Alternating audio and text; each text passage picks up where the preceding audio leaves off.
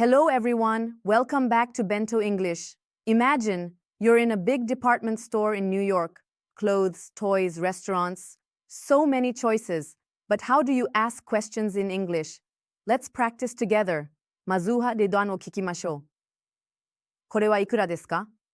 How much is this? Easy and polite.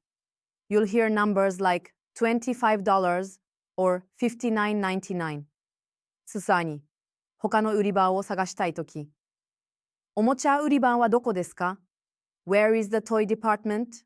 レストランはどこですか? Where is the restaurant? 各売り場はどこですか? Where is the furniture department? キッチン用品。売り場はどこですか? Where is the kitchenware department?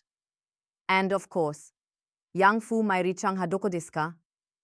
Where is the clothing department? With just these simple questions, you can shop like a pro in English.